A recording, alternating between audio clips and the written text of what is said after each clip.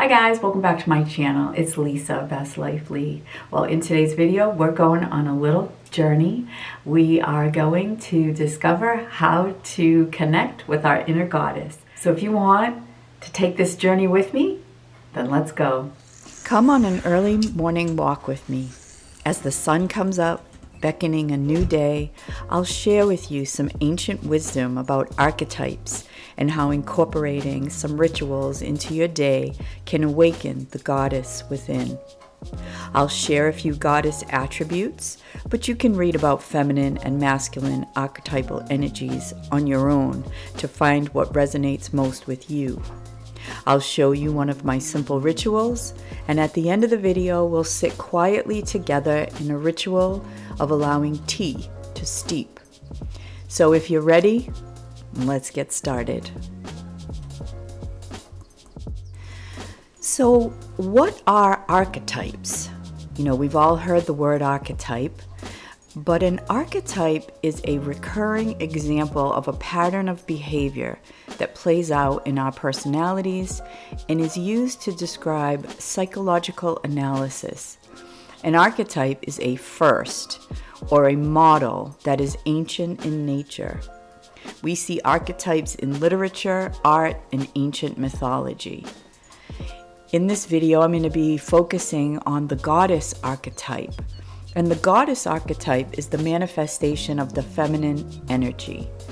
Feminine energy is known to be nurturing, known to be protective, passionate, and also mysterious.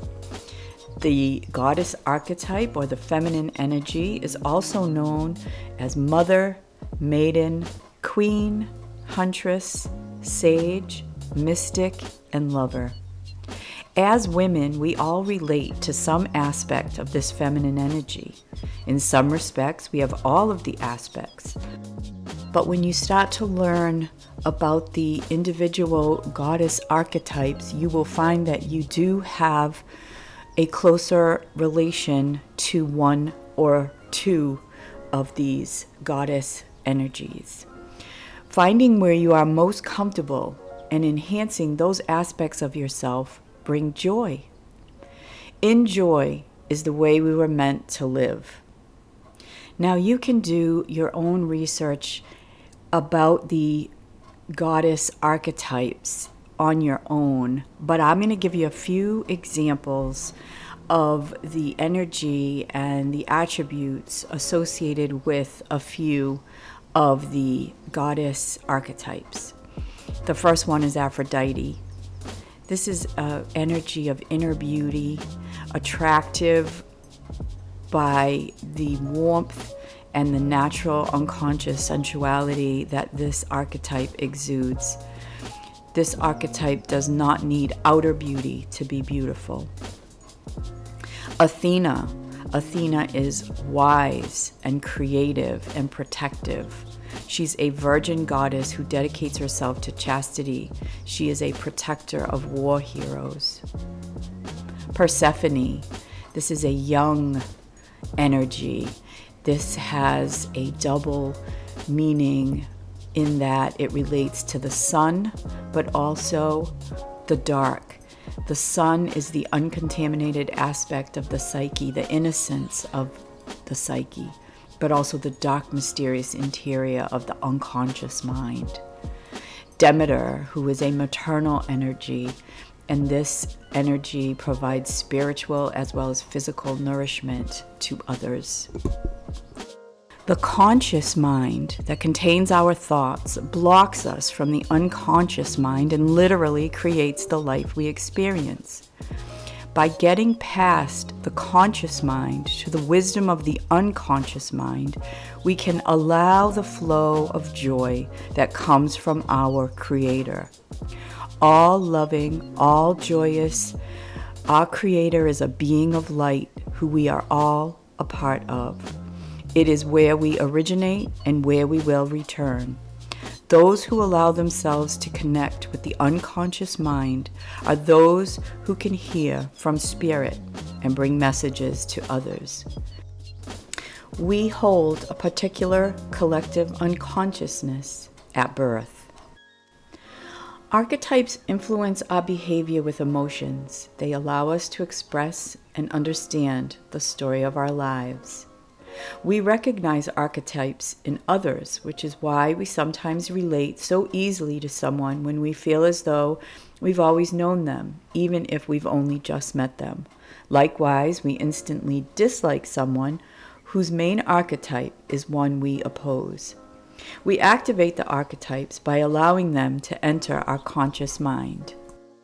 One way to do this is with rituals. In this video, I'm going to share a couple of rituals with you that I do to connect with my inner goddess.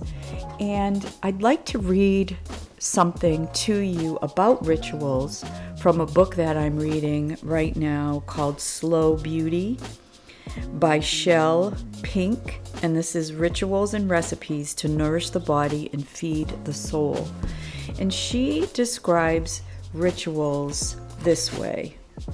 Rituals serve as touch points and doorways into the initiation of the mysteries of the self. They remove us from the din of the world and guide us into our personal sanctuary, a place of genuine and deep renewal. Rituals help us to better see and understand ourselves, our relationships, and the world around us. In short, they help us know thyself. Rituals allow us to shed that which needs shedding and to hunker down into that which requires grounding. They help us to share ourselves when it's time to give and to retreat when it's time for healing. Connecting with this inner wisdom will increase the quality of your life and will help you to live your best life now. Taking the time to learn about yourself and to realize that everyone and everything that has ever been in your life was there at the right time for you, and there were no mistakes. There are no mistakes. Love your life. Love yourself. This is all for you. Rituals connect us to ancient wisdom. All that has ever been resides in this ancient wisdom and is forever in our soul. We are projecting into a body, and if we block our wisdom with pain and hurt from the past of this life, we will be sad, lonely, and we will give up on experiencing joy. Rituals help us to release the bond of past pain. A ritual that I do every day is make my bed. And at this time of year, I found a beautiful quilt that has all the colors and images of spring with flowers and birds and butterflies. And I take my time to make a beautiful bed. I roll everything down so that I can see the underside of the quilt and then the blanket, which will coordinate with the quilt. It's a little different with its pretty white and light green checks, and I have a coordinating sheet. And it's the ritual of making your bed every morning.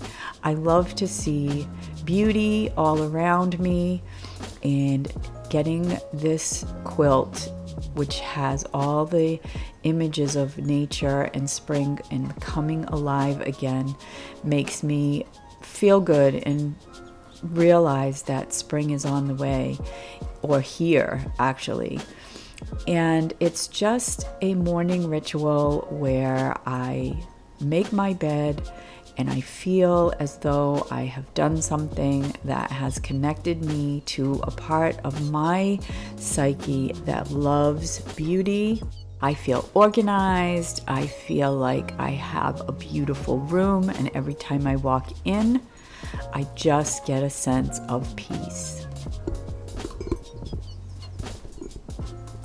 Rituals help us to remind us of who we are and the wisdom within. And even if we only remember for an instant, it is enough to release a block we've put in front of joy. Now spend 2 minutes with me in quiet stillness with your eyes closed as we steep this delicious herb tea for 2 minutes.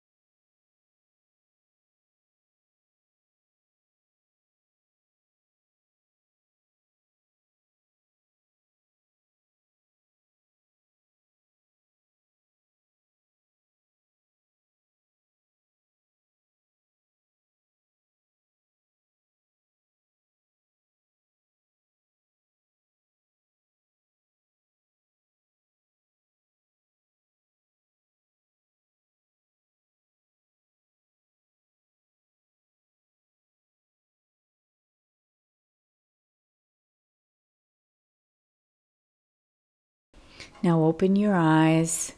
You've just done a wonderful ritual that you can do every time you steep a cup of tea. 2 minutes of connecting with your inner self. And then you can begin to do everything you normally do. So there are male and female aspects of the goddess archetype. Find where you resonate, where you feel the archetype aligns most with you. Then do some of the things that the archetype has as attributes, like cooking, creating with your hands, surrounding yourself with beautiful things, or spending time in nature. By lining up your daily rituals with the archetype that you resonate with, you allow yourself more moments of joy. And joy creates joy. Ask yourself every day, what would bring me joy? Then let your day unfold and smile every time someone or something brings you joy.